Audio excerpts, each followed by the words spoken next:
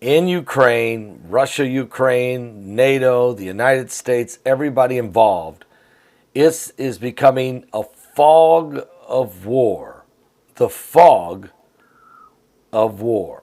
And we're very concerned. We want to talk about it. I want to get you up to speed on it. But are you serious? Have we gotten to this point where we don't know where we're going to turn next? Well, welcome to the Coming Apocalypse. I'm Pastor Paul Begley. It's a very difficult and trying time for everybody involved. And the confusion, the fog of war, the confusion. Who's doing what? What propaganda story do you believe? Is it NATO? Is it Russia? Is Ukraine trying? I'm sure Ukraine doesn't want anything to do with this. But where does America? Can Vice President Harris save the day? When she went to Germany. She's meeting in Germany with the German officials and also with Ukrainian President Zelensky. Is Harris going to save us from war? Let's talk about all this in just a second. But first, www.mymiraclesheets.com. That's right, www.mymiraclesheets.com. Get the best night of sleep you've had in years at www.mymiraclesheets.com. Today's bed sheets are breeding ground for bacteria and dust mites. They often cause or worsen acne. They're responsible for sweating and stains and odors, but bed sheets haven't seen innovations in years. That's why I'm going to highly recommend mymiraclesheets.com. That's www.mymiraclesheets.com. Created the first ever hygienic luxury bed sheets. These bed sheets utilize antimicrobial silver. What? That's perfect ideal. That can eliminate 99.9% of bacteria growth for healthier skin and cleanliness. That's the next thing to godliness. Matter of fact, the end results can be less sweating, less stains, less acne for you. Here's what you should do. No more excuses, folks. Just go right now. There's a 30-day risk guarantee. Go to www.mymiraclesheets.com. That's www.mymiraclesheets.com. You'll really be glad you did. I'll tell you, that's a great product. Wow. Tremendous product. All right, guys, here's the situation. The fog of war. And it really is that. And that's what's disheartening, and it's really a problem. I really pray for everybody involved. But let's check it out. Let's go to the article. What's behind the Russia-Ukraine war? Fears and what might actually happen. Talk of war is again in the air. And when Russia massed thousands, which now they have 169,000 soldiers on the Ukrainian border, they have not withdrawn, but they've increased. And tomorrow's the last day of this exercise, military exercise they're doing in Belarus. And those 30,000 troops, where do they go next? Are they just going to go to the front line? And now President Vladimir Putin has begun a nuclear weapons drill, which he's personally overseeing. Thousands of troops along its border with Ukraine. Last spring, reports and rumors are swirling now that the Kremlin might launch a big new offensive 7 years after he seized control of Crimea and fomented a separatist war in the Donbass region that even continues to this day. Several months later, the same fears have surfaced with even greater force. Media, including the New York Times and Bloomberg, have cited U.S. officials as a warning that Russia might attack this winter, and with some saying a potential invasion could be on a scale far greater than back in 2014. Now, the buildup of forces is evident in Western Russia and also in Crimea, according to satellite images. But it's impossible to ascertain exactly what Russia's intentions are, or even whether President Vladimir Putin has made any specific plans at all. Maybe he's just doing drills to send a message, folks, to NATO, not to encroach any closer upon the borders of Russia. And is there any threat of major new Russian military action? That's a question people are asking. Well, yes or maybe. That's the part of the fog of war. U.S. intelligence officials and senior figures in Ukraine say that Ukraine's military has suggested that as many as 92,000 troops are amassed on the north and east of Ukraine. Many in the area, though, near Russia's border with ally Belarus, and also they're in Crimea, the peninsula that lies south of mainland Ukraine. But amid Russia's buildup this week, CNN is quoting sources in the U.S. President Joe Biden's administration as saying it has considered sending military advisors and new equipment, include weapons, to Ukraine. Earlier this month, U.S. Secretary of State Anthony Blinken said that Washington had real concerns about Russian military moves and a possible new offensive, which he warned would be a serious mistake. And while Moscow has dismissed talks of any potential Russian invasion, remember, Putin keeps saying, I'm not going in. I'm not going in unless you provoke me or continue to pressure closer to my border. So he says, Putin is saying that an invasion by us is groundless. Comments from an array of officials and analysts close to the Kremlin have sent a different, more dire message. It seems like the media wants this war here in America. It seems like they're begging for it, which is horrible. But Russia may take action if Washington and the West do not address its ever more assertively stated concerns about the situation in Donbass and, more broadly, NATO ties with Kiev and Western military activity in Eastern Europe, the Black Sea, and elsewhere. When Russia has launched offensives in the past, such as in Crimea and in Donbass in 2014 and in Georgia in 2008, it has claimed to have been provoked. And in recent weeks, Moscow has repeatedly accused Kiev and the United States and its allies of poking the bear. Russia keeps saying, you guys are all poking us. You keep poking us, including with what NATO says has been long-planned exercises in Eastern Europe and routine naval missions in the Black Sea. So that's what, as NATO does their exercises closer and closer to the border of Russia, Russia starts pushing back and making the advancements toward the border of Ukraine. Now, meanwhile, the increased concerns about Russia's intentions toward Ukraine do not stem from troop movements alone. In the past 6 months, Vladimir Putin and several other senior officials have published incendiary articles about Ukraine, questioning its right to even exist as an independent state and dismissing it as being democratically elected political leaders as ignorant and unreliable. But the secretary of the Kremlin's security guard, close Putin associate Nikolai Patrushev, asserted recently that what awaits Ukraine was an Afghan scenario, citing that he claimed was instability caused by weapons imports from the West and purported danger of the country imploding. He cited no specific evidence. And in a statement this week, Russia's Foreign Intelligence Service denounced what it calls U.S. provocations and ominously warned that we observed a similar situation in Georgia ahead of the events of 2008, when Russian forces drove deep into that country and then backed the independence declarations of two breakaway regions, leaving large numbers of troops in both of them. In addition to sending signals to the West, such remarks may serve to ready Russians for potential new military action. Now, Vice President Kamala Harris has gone to Germany. She was in Munich this morning meeting with officials from Munich, and the president of Ukraine came as well, and that's Zelensky.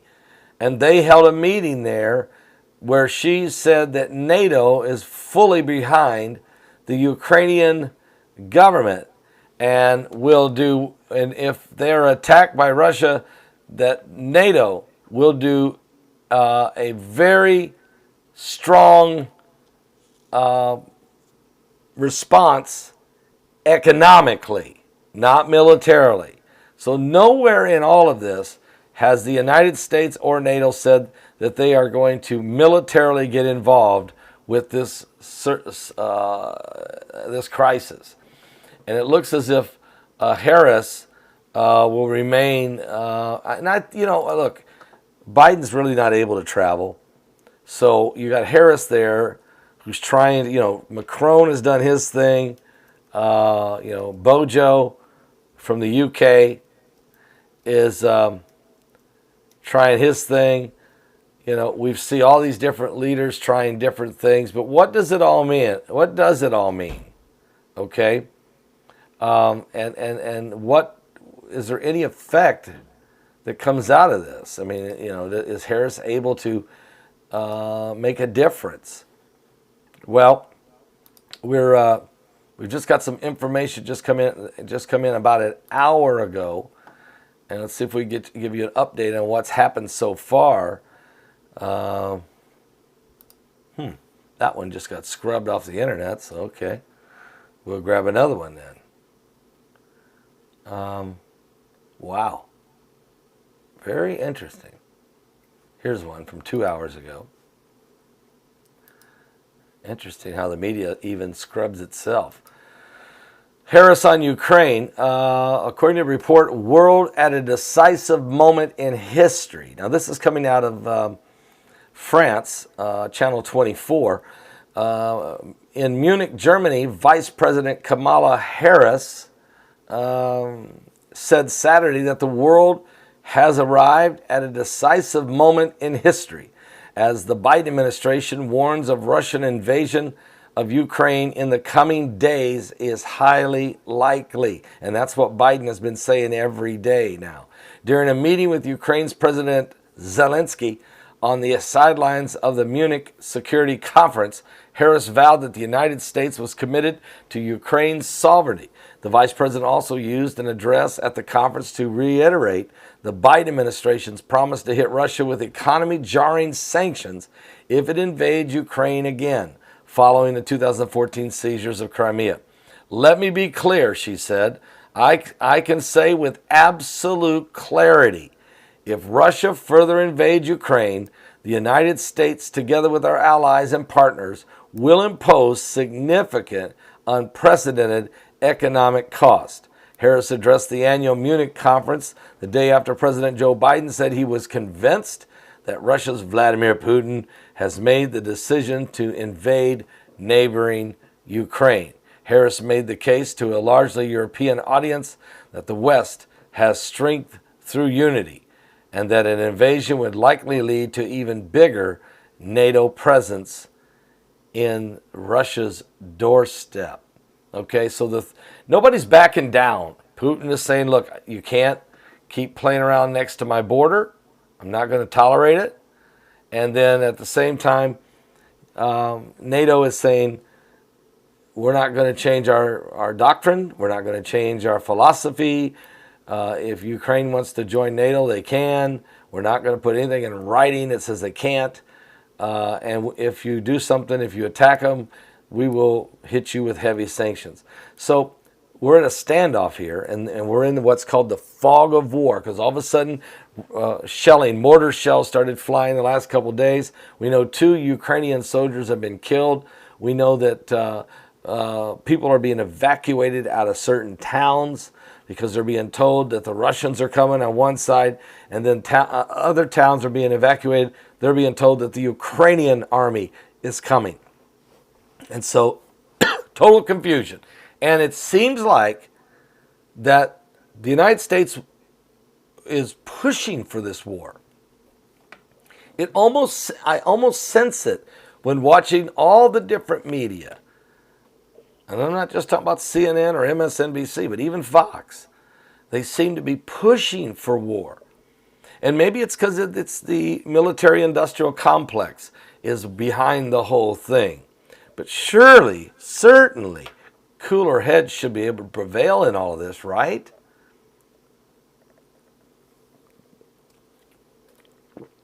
Or are we in a prophecy moment where the hook is in the jaw and there's nothing that we can do that can change prophecy? I don't know the answer to that yet. I know what dream I had. I saw the dream. I seen a conflict begin, and the whole world turned toward Russia and Ukraine. And then as the whole world was pushing and turning that direction, as something took place, then I seen this massive war break out in the Middle East. This was in a dream that I had 2 months ago. I've shared it with you guys. Matter of fact, I even did an interview with Agent X in detail. I even show you the type of weapons they use, the type of military uniforms was being worn, new technologies that were being broke out, all in this very vivid dream. I shared it with Agent X when I interviewed him. He began to tell me what some of these things were. I didn't even know that they were even invented yet. And he said they were exact. Quite amazing, actually. I'm stunned by it. But what's more disturbing is it was very bad. And there was weapons used that were dreadful.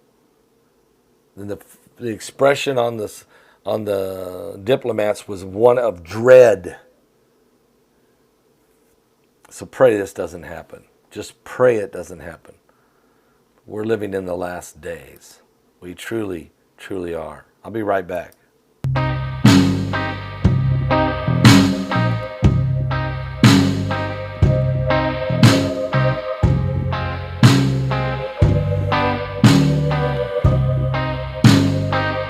I'm just a poor wayfaring stranger traveling through this world below. There is no sickness, no toil or danger in that bright land to where I'll go. I'm a-going there to see my Father and all my loved ones who have gone. I'm just a-going over Jordan. I'm just a-going over home.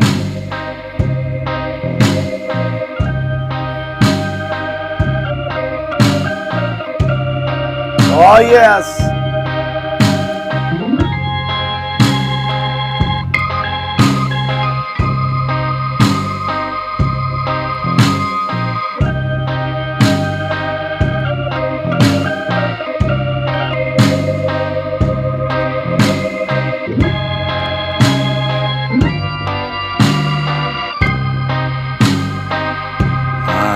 Dark clouds will gather round me. I know my way, it's rough and steep, but beautiful fields lie just before me, where God's redeemed their vigils keep. Sorry, Brad. I'm so sorry, Brad. I'm a-going there to see my mother. She said she'd meet me when I come. So I'm a-going there over Jordan. I'm just a-going over home. I'm just a-going over Jordan. I'm just a-going over home. Oh, yes. I'll be back, guys, with more current world events and how they relate to biblical prophecy. We're truly living in the last days. Pray for Ukraine.